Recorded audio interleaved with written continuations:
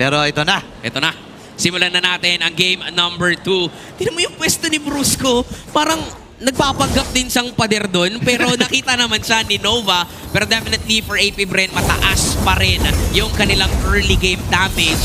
Ang tanong na lamang for Super Fam, paano nila sasagutin yan? Then level 2 na kagad sa X-Novo habang si Bruso kalahati pa lang. Sakit. Atras muna, napakasakit ng mga Desert Tornado. Oy, flicker! Ginamit niya mo, nabit bet. Ito yung Super Prince, na-force din yung kanyang flicker. Bibihira natin makikita si Super Prince at si Brusco na inaagresibo ng ganito. Pati yung revitalize si Brusco na force. Pero si X-Nova, may flicker pa siya. So they can actually go for a round number 2. Look at Lord JM. Bully Ryota doon sa XP lane. Oh no, si Brusco naman ngayon sinasapo lahat ng binibitawan ni Aqua at ni X-Nova dito habang sa may kabilang panig naman. Lord JM ay masyado nang lumalan. Akala niya ata base niya yung dun sa may top lane. Ganong katapang itong si Lord JM. Pero okay na okay lang yun para sa isang Uranus kasi tignan nyo, puno na ulit yung buhay niya. Diba? Gusto ng Uranus, nasasaktan sila sa early game eh. Gusto nila yung ako na lang yung masaktan para babalik at mag-heal din naman ako. Pero for AP Bren, nakikita talaga natin dito yung strength nila when it comes to the early game. Parang lahat ng lanes ay naipapanalo nila. Pero sa baba Shizu versus Kelra, Obsidia versus a Granger. Ano bang masasabi mo sa matchup na yan? For me, yung Obsidia, may way siya para harasin yung Granger. Although Granger also has it. Pero dahil hindi isa si Granger sa mga nagbe-vengeance na gold lane, kasi yung mga kulot nagbe-vengeance yun eh. Kaya niyang sabayan ngayon. Kayang sabayan ni Shizu ngayon kapag nagka-ultimate na. Uy, laban dito sa Turtle. Si Ryota nakita! Ako, babakagin ang kanyang buhay. Kailangan niya mag-Bravest Fighter. At pumasok siya doon sa may bandang harapan. Buti nilang bukas yung wall na yon. At nabuksan din ang pagkakataon na mapatay itong jungler from AP Bren. Kaya lang si Kiko ay namaalan din. 1-for-1 na magiging palitan. Mapatay din sa may Lord JM. Niligsan na yung bagong. Bruso ngayon nila. Ipit sa kamay ng AP. Grabe yung counterplay nila. Lord JM securing the Turtle. What a broken play on the broken walls. Nakita natin kung paano na-maximize ng Onyx Philippines yung broken walls. The way na bukas yung wall na yon, nahabol nila si James Pangs. Although namatay din naman si King Kong onto the hands of AP Bren. Plus, Lord JM putting himself on the mission na teka. Si Super Prince nagta-turtle. Ganda nung ganda nung ginawa niya, no? Biglang punta kay Super Prince kasi alam niyang kulang yung humahabol sa kanila and now, lamang ulit yung AP Bren when it comes to the early game. Kahit na naging successful ang Onyx sa pagpatay kay James Pangs, nagawa pa rin ng AP Bren, balik na rin yung laban. Even nga dun sa baba kanina, na-force pa yung flicker ni Kelra kasi alam niya, pupuntahan siya doon ng AP Bren. Men, kakaiba itong nakikita natin from AP Bren, no? Na bago na talaga, inalis na talaga. Sabi niya, direct, alisin mo na lahat ng mga statistics na inilalabas mo dyan. Kasi ibang klaseng AP Bren na ang ating nakikita. Ganito pala kapag yung kupunan nyo ay nandun na sa bingit, no? Ng pagkakalaglag. Playoffs talaga ang hinahabol ng AP Bren eh. Plus ultra talaga, no? Ilalabas na yung pwedeng ilabas para dito sa AP Bren. Yan sa Obsidia, yung bar sa baba, yun yung kailangan niyang punuin na 30 stacks. And yung paletter C naman sa gilid, yun yung bone shards niya. Okay. And every bone shard will give additional damage sa kanyang basic attack. Yun nakikita niyong parang bigla-biglang lumilipad. Yung para mga butterflies. Para yung mga butterflies. Yun. And mostly, sa mga nakikita ko na Obsidia, maybe on RGs, yung crit type ang lumalabas. But this time, for Shizu to amplify and to aid for that, kailangan niyang makahit ng maraming beses, nag-corrosion siya. Para mabilis nga naman, no, makapag-clear at mabilis niyang mapuno yung stocks na kailangan. So counterable pala din siya ng mga blade armor para sa mga roamers, no? And as well, para kay Super Prince, yun din yung isa sa natural counter sa isang game. At ngayon, labanan na naman sa Turtle. Grabe yung pangbubrusco ni Lord JM. Ang tapang ni Lord JM dito ay labaging Glorious Espada yung madras mo na si James Pangs. Nagamit niya yung kanyang ultimate. Pero si Brusco ang baba na agad ng buhay. Down to 20 yung kanyang health. Ngayon, Tortoise ay nabitawan din ni King Kong. Pasok si Atoy R. Nagamit yung Bravest Fighter. Pero si King Kong ang magwawagi. Napakaganda ng zone pero iniputan pa sa may gilid. The counterplay. Ito siya matitindi ng King Kong. Pero si Bruce ay kakaltong. Mapapatay niya si X-Nova. Ngayon si Lord JM ata ay mapapatatras din. Nakapatay pa siya ng isa doon. Kaya lang hindi nila namalaya kasi si Shizu ay tumatrabaho na at basag yung gitna. Nakuha man ng Onyx yung turtle pero nakakuha ng Torres sa gitna ang AP Bren. Improvisation, yan ang ginagawa ng AP Bren. The moment na hindi na nakalapit etong si James Punks doon sa turtle, tinanggap niya na hindi siya nilulubayan ni Ryota at ni Brusco. Okay, nakita niya rin etong si Shizu na bully sometime etong si Kelra. Then nung pag-double lane niya, nagkaroon sila ng opportunity na i-take down yung turret. Kaya nag-improvise na lang si James Punks. So sige, samahan na lang kita dyan, give up natin yung turtle, nanalo din naman sila, namatay din naman si King Kong. So in a way, nakukuha natin yung kinuha din nila sa atin. Meron silang mga contingency plan, no? If ever mag-fail yung plan A, meron pa silang plan B. At actually, yung ginagawa kasi ni Brusco, ganito yung ginagawa ni Light kay King Kong nung laban nila nung nakaraan. Alo. Yung nakafocus lang yung Hylos sa isang YSS, pero ngayon napilitan gumamit si Brusco ng kanyang ultimate para lang Alo. makalayo. Pero grabe talaga si Lord JM dito sa game na to.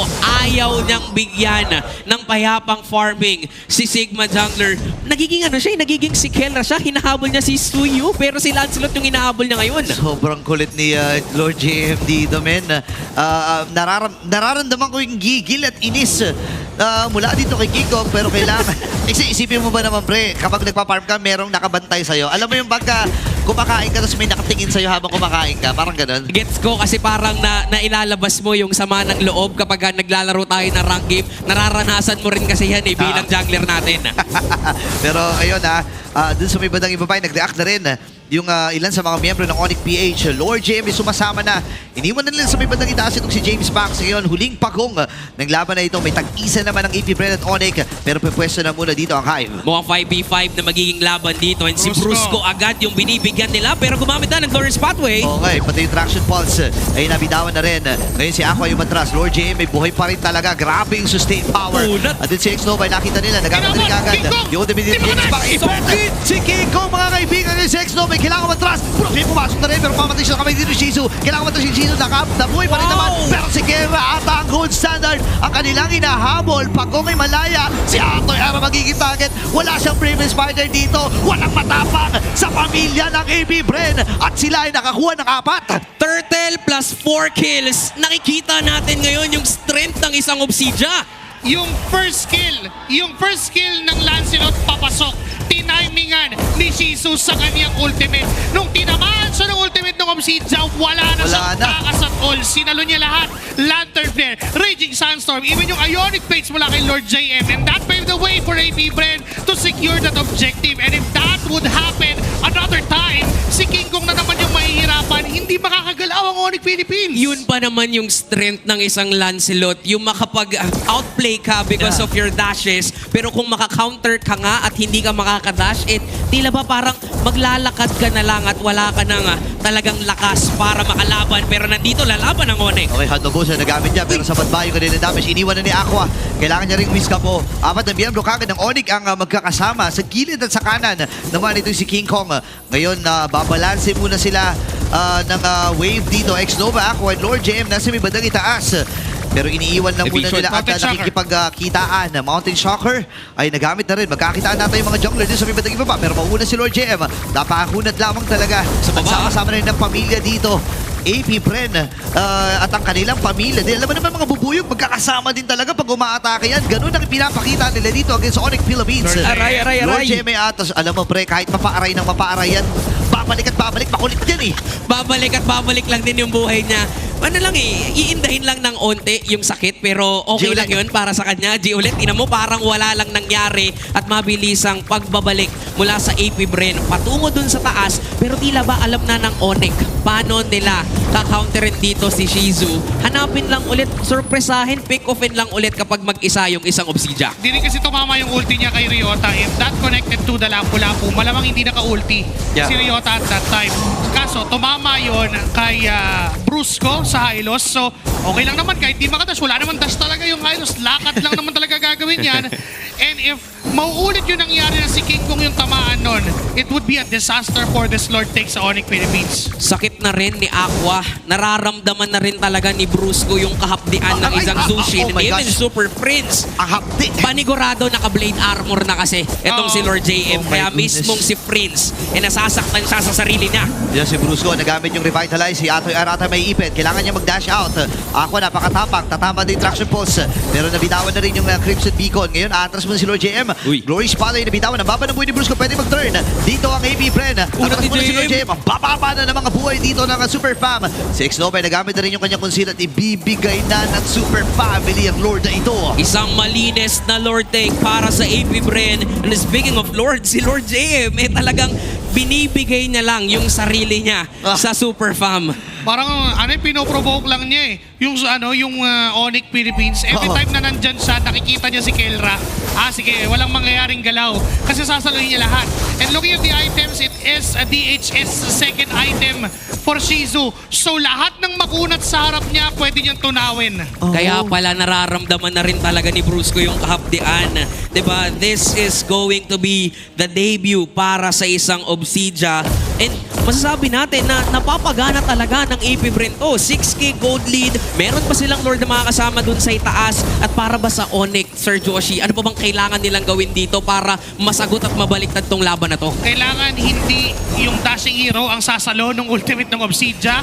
It's not King Kong and it's not Ryota. It could be Brusco na pwedeng tumangke ng lahat ng yon. And kailangan nilang ma-maximize yung range advantage na meron si Kelra and Super Prince. Kapag tumatagal naman yung team fights, doon nagmamatter yung damage ng isang Granjat, ng isang Kimi. So yun yung pwede nilang gawin.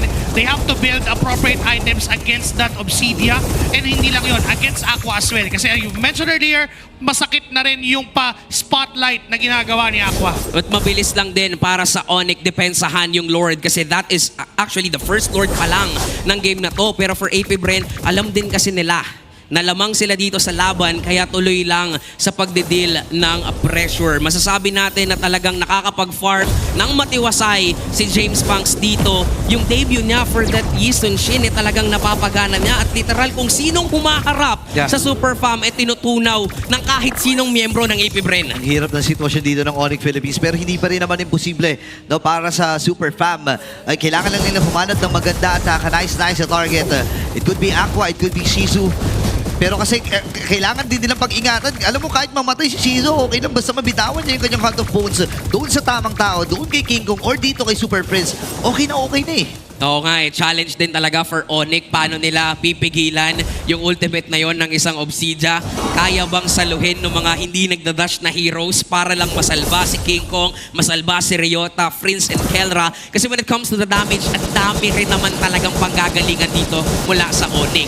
Ang hirap lang sa kanila, paano nila sasabayan yung AP Bren sa team fight? Okay, Blade Armors is a must para dito kay Ryota and even dito kay Brusco. Kailangan na ma-build up na yon as early as now para kahit paano ay ma-mitigate yung damage output na ginagawa ni Shizu. Plus, they also have to find a way to ignore Lord JM. Lagi na lang kasi na pag humaharap siya, parang meron siyang added skill na natutunan niya lahat na gustong siya yung banatan. Oo. From Onyx Philippines, they have to find a way na tanggalin Ganun si naman, Lord JM sa harap nila kasi si Kelra, hindi nila ma-maximize yung damage ng Kimi at ng Granger dahil na kay Lord JM na pupunta. Si Lord JM kasi yung parang mga pamangkin mo, mga maliliit na bata na, may cellphone ka dyan?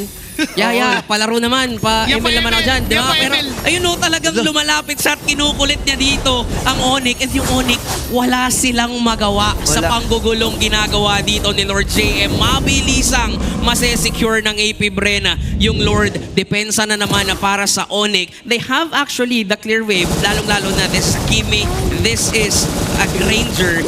Pero nakita na natin kanina sa AP Bren kung paano sila mag-initiate.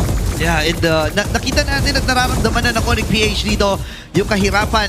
As long as sabihin na natin na mabigyan nila ng karampatang damage yung mga frontline dito, specifically itong si X-Nova. Kasi si Lord JM, wag nilang pansinin eh. Kailangan nilang matutunan na hindi pansinin itong hero na ito.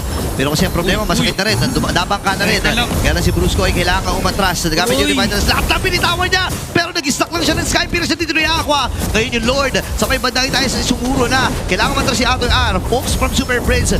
Pero parang hindi ata magiging sapat. Double ba magiging call dito ng AP Bren. Nova. And this time ay si X-Nova ay nagbe-base lock na. Si Kiko ay kailangan matras. At Sa likod! base lock na nga ang AP Bren. Super Prince sila kuha ng natukakan na tumumpa para dito sa Onyx Philippines.